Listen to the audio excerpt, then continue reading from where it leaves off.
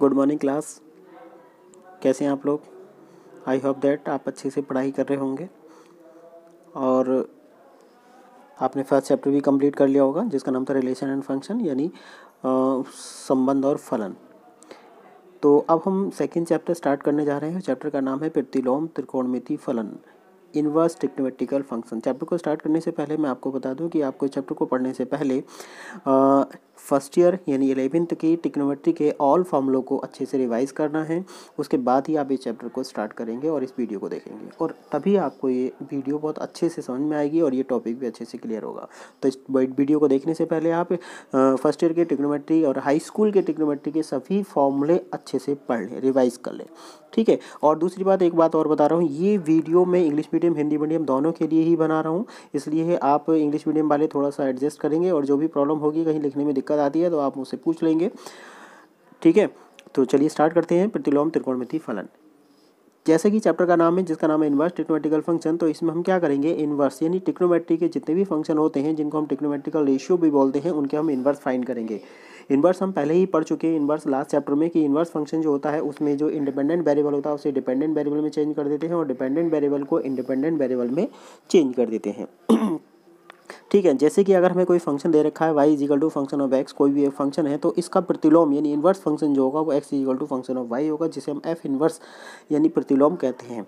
उदाहरण के लिए त्रिकोणमितीय अनुपात में अगर हम sin x को एक फंक्शन मानकर लेट कर लें y equal to sin x यानी फंक्शन ऑफ x, तो अगर हम साइन को मूव कर देते हैं लेफ्ट में तो वो फंक्शन ऑफ y क्रिएट होगा और उसे हम कुछ इस तरीके से रीड करेंगे, x equal to function of y equal to sine inverse y, ठीक है। तो यहाँ पर अब x जो है, जो इंडिपेंडेंट वेरिएबल था, अब ये डिपेंडेंट वेरिएबल बन चुका है, और y जो है वो आपका डिपेंडेंट वेरिएबल था, अब ये इंडिपेंडेंट वेरिएबल बन चुका है, ठीक है। और इसको पढ़ने का जो तरीका होता है वो साइन इनवर्स बाई होता है, यानी जो पावर -1 होती है उसको हम इनवर्स पढ़ते हैं, साइन इनवर्स बाई, ठीक है। एक बात और ध्यान रखेंगे यहाँ पर, 1/sin x की जो वैल्यू होती है वो cosec x होती है, ना कि साइन इनवर्स x, यानी 1/sin x not equal to sine inverse x, ठीक है। नेक्स्ट नोट पॉइंट आपका इसमें यह है कि y इजिकल टू अगर हम साइन थीटा लेट करते हैं तो यहाँ पर थीटा की वैल्यू एक एंगल होती है जिसमें हम एंगल पुट करते हैं, और y जो वैल्यू फाइंड होती है वो एक कांस्टेंट वैल्यू यानी अचर वैल्यू फाइंड होती है।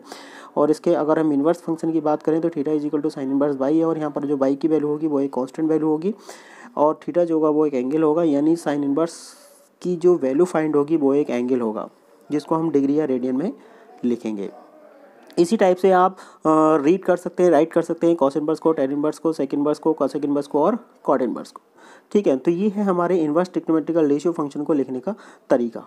अब इसके बाद हम क्या करते हैं ट्रिग्नोमेट्रिकल फॉर्मूले के फॉर्मूलों की ओर बढ़ते हैं, जिसमें हम जितने भी ट्रिग्नोमेट्री में हमने फॉर्मूले पढ़े हैं उन सभी का हम इनवर्स फॉर्मूला फाइंड करेंगे।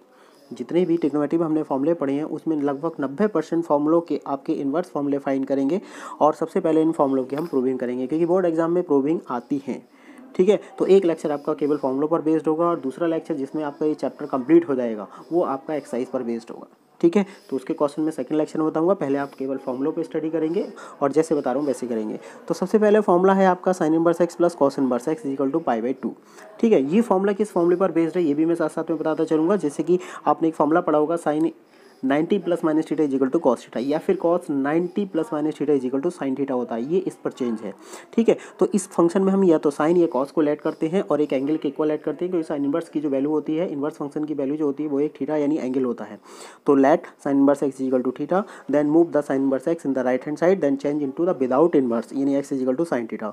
Now sine theta change into the cos such that cos 90 minus theta. Now cos move into the left hand side, cos inverse into the left hand side, cos inverse x equal to π/2 minus k theta. Now theta move into the left hand side and theta plus sin cos inverse x is equal to π/2. Now putting the value of the theta is sin inverse x, then we will find sin inverse x plus cos inverse x is equal to π/2. इसी type से